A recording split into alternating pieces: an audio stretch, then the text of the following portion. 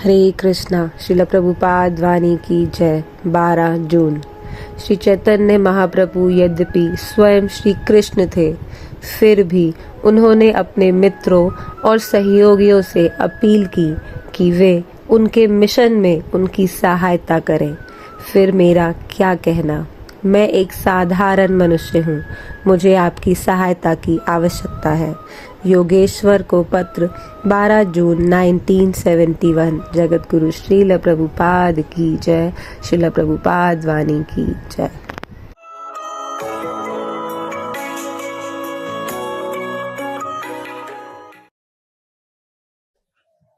So the fact is that we do not require to, I want to say, endeavor for finding out food. The food is already there. Jivasya tattva jigyasa. We should sit down tightly, depending on Krishna. That we have already explained that this Krishna consciousness movement is going on. We have got heavy expenditure, but Krishna is supplying. This is a fact. None of our boys and girls, they go to office or to factory, or they are in Los Angeles or neighborhood men, they're very envious. They say, how maintain such huge establishment and you do not work. They cannot dream that without working one can eat. Yes. So here, the fact, jivasya tattva jignasa, nartha jastiva karmavi. It is not that you have to work very hard. That everywhere in the Srimad Bhagavatam, that is the instruction. In one place in the 5th chapter of 5th canto, while Rishabdev was instructing his boys, he also said, Nahang deho deho bhajang niloke kastan kaman arhati vidbhujangaji. This human form of body is not meant for working hard like the dogs and the hogs, simply for sense gratification. It is meant for tapo digvam putraka jena suddhe. The human life is meant for tapasya, self-realization, tattva jigyasa. That is the basic principle of Vedic civilization. In the Vedic and Mahabharata, we don't find there is any industrial development or trade development. No, nothing like that. Why Mahabharata? Even 200 years ago, before the British advent, there was no industry all over the India. And they are happy. So it is not that simply by increasing your fruitive activities, karma-bhi, you can become happy. No, that is not possible. If you simply restrict yourself for life, inquiring about the absolute truth, then you will be happy. Jivasya tattva jignasa. That is the only business of the human form of life, and not working hard like asses and cows, saiba gokhara. These examples are there, and I was giving the example while coming. Who was there? That this ass, as one ass was going, so the ass, he can eat grass anywhere. There are so many grasses. But he is thinking that unless I work very hard, the washerman will not give me grass. You see? This is ass intelligence. Everything is there. Why ass? There are elephants. In Africa, there are millions of elephants. They are eating at one time at least 82 pounds. But they are supplied food. So there is no question of. This is all political propaganda. There is no food, there is increase of population, nothing. Everything Krishna can provide. Eka bhunam vidudati kama nitya nityanam chetanas chetanana. The Supreme Lord is the Supreme, Nitya, eternal. And we are all dependent upon Him. Nitya nityanam chetanas chetanana. And that one singular number, Nitya, Krishna, Bhunam Vidudati Kama. So Krishna has provided everyone's food. There is no necessity of becoming anxious. Where is food? Where is food? Every arrangement is there. Our only business is how to develop Krishna consciousness, how to know Krishna. And if you simply know Krishna, Janma karma me dibbam jujanati tattva. Simply, in truth, if we try to understand Krishna, our all problems are solved. Especially this problem, this repetition of birth and death. This is solved. Takta deham punarjanma naiti. And that is the main problem. So, our request is that everyone may take to Krishna consciousness movement without any hesitation. This is authorized movement and approved movement, and people are accepting all over the world. Unfortunately, in India, they are lacking. I must admit that as the younger generation from other countries, they are enthusiastically joining. Our Indian youths are not joining in that way. But we require so many preachers, so many young men to preach all over the world the sublime movement, Krishna consciousness. People are accepting. Even in Africa, who are supposed to be uncivilized, they are also accepting. Everywhere. There is no impediment. Ahoitagya pratihata. People are chanting Hare Krishna mantra. You will be surprised to know that I was going from London to Nairobi, Africa, and our plane stopped for 45 minutes in Athens. And as soon as we dropped down, some young men there in Athens, Greece, they immediately began to chant, Hare Krishna, Hare Krishna, Hare Krishna. So, the Hare Krishna movement is, our Krishna consciousness movement is now well spread all over the world. The framework is there. So anyone can go and preach this Krishna consciousness movement very easily, and people will take it. Recently I am coming from Manila, Philippines. They are also, they are dog eaters. But still they took part in Krishna consciousness movement, chanted, and we are very much encouraged. In the last meeting, we held our meeting in the hotel, a big hall, a very nice hall. And all young men came and they chanted, they danced with us, purchased our books.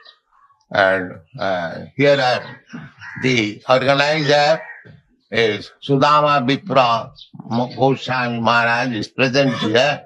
He has gone there only 6 months. And within 6 months, he has organized so nicely that wherever we go, the young generation especially, they chant Hare Krishna. So the purpose is that this Hare Krishna movement has got great potential everywhere, all over the world. Therefore Chaitanya Mahaprabhu said, Prithivite Achijato Nagaradidya. He did not say in vain. There was meaning. Simply, we have to take the opportunity, the blessings of Chaitanya Mahaprabhu, and try our best. The people will be happy and we shall be happy. That is the meaning of Jivasya Tattva Jigyasa, Narth Jasya Karma. Thank you very much. Hare Krishna.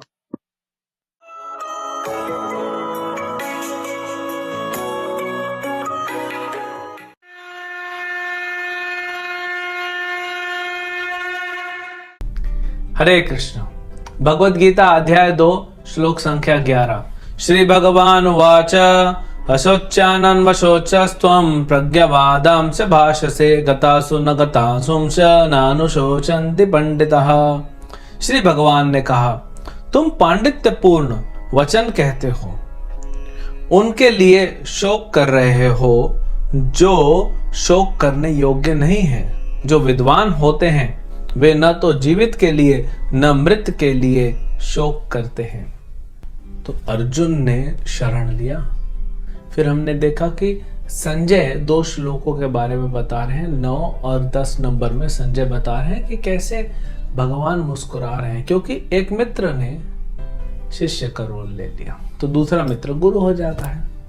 तो भगवान मुस्कुराए। और यहां पे अब भगवान बादल की गर्जना के जैसे जैसे आवाज एकदम बादल की गर्जना जैसे आप बोलना चालू करते हैं कि अर्जुन, तुम बात तो बड़े पंडित जैसी करते हो, बड़ा महापंडित जैसी बात करते हो, लेकिन जो बात तुम कर रहे हो मूर्ख जैसी है। ऐसा लग रहा है कि ऐसा तुमको लग रहा है कि तुम बड़े पंडित हो और बड़े तुमने तर्क दिए हैं शास्त्रों से उठा उठा के, लेकिन तुम बात जो कर रहे हो वो तुम्हारी मूर्खों जैसी बात। ये क्यों ऐसा बोल रहे हो? क्योंकि तुम शोक कर रहे हो। अब पंडित कभी शोक नहीं करता। जो विद्वान व्यक्ति होता है वो किस चीज के लिए शोक करेगा? उसको जानता है वो व्यक्ति कि शरीर जिसका जन्म हुआ है उसकी मृत्यु निश्चित है और आत्मा की कभी मृत्यु नहीं होती। तो भीष्म का और द्रोणा का शरीर की तो मृत्यु निश्चित है और भीष्म और द्रोणा जो आत्मा है वो कभी नहीं मरेंगे। तो फिर तुम क्यों अपनी ड्यूटी से पीछे हट रहे हो और बोलते हो मैं नहीं लड़ूंगा? तुमको क्या लगता है तुम नहीं लड़ोगे तो भीष्म का शरीर बच जाएगा, हमेशा के लिए अमर हो जाएगा? द्रोणा का शरीर अमर हो जाएगा? दुर्योधन का शरीर अमर हो जाएगा? नहीं, इनकी तो मृत्यु निश्चित है। और आत्मा तो अमर हो जाएगी, वो तो अमर है। तो फिर लड़ क्यों रहे हो? प्रश्न उठता है, लड़ क्यों रहे हो? अगर मृत्यु होनी, अर्जुन पूछता है कि प्रभु जब अपने आप ही मृत्यु होनी तो मैं क्यों लड़ूं? तो कृष्ण बताते हैं क्योंकि तुम क्षत्रिय हो, तुम्हारा ड्यूटी है। अब ये किसका काम है बताना? गुरु का। तो कृष्ण ने अब गुरु का रोल ले लिया।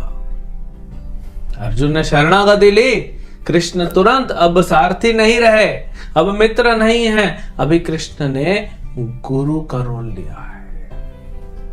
और गुरु का ड्यूटी क्या होता है? गुरु का धर्म होता है अपने शिष्य को सही लाइन पे लाना, ट्रैक पे लाना। गलत दिशा में जा रहा है उसको वापस लाना।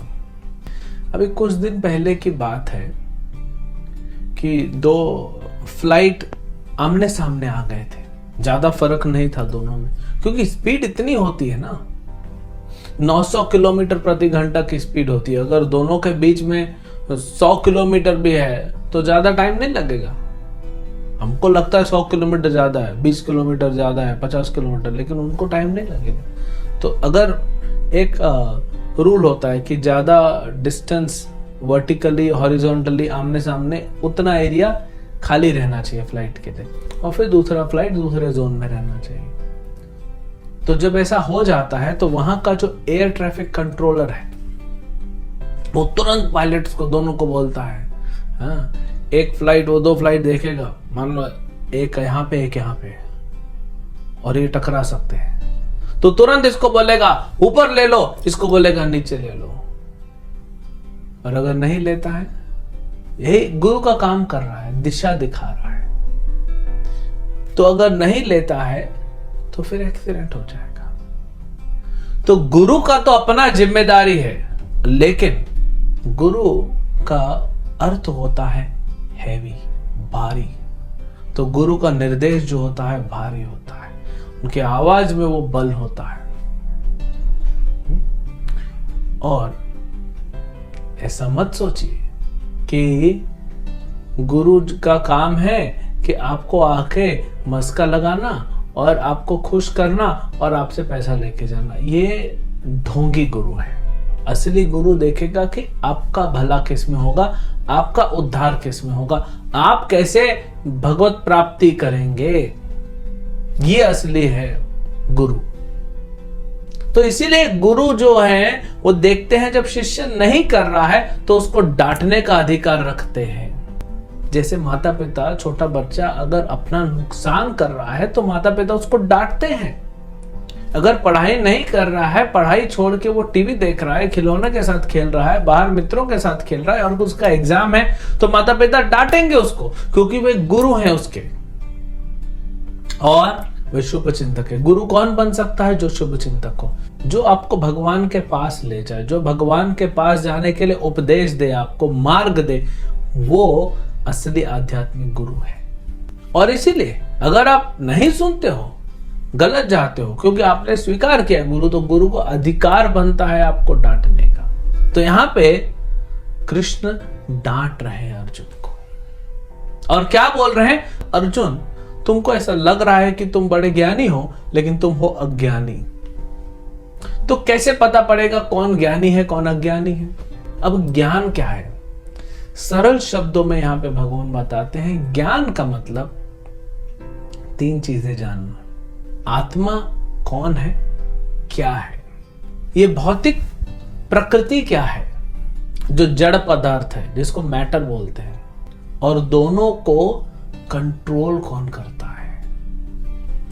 जैसे ये ट्रायंगल है, तो ये वाला हो गया आत्मा, ये कोना आत्मा हो गया, ये कोना भौतिक पदार्थ हो गया, भौतिक प्रकृति जो भी बोले, मैटर।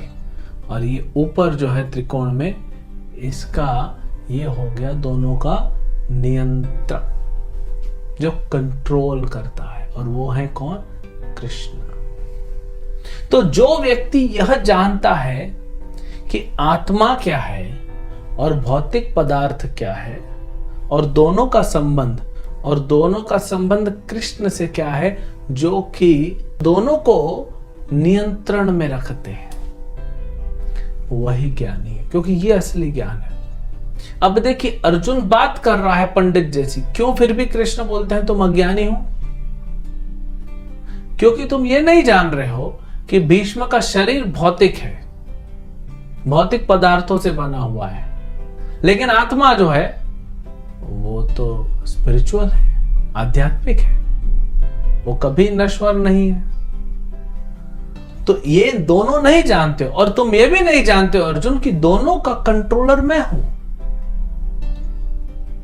तो मेरी बात नहीं सुन रहे हो, इसीलिए तुम्हारे पास ज्ञान नहीं है। तो फिर क्या करेंगे? गुरु का जिम्मेदारी है, जिसके पास ज्ञान नहीं है उसको ज्ञान देना, नहीं तो भटक जाएगा।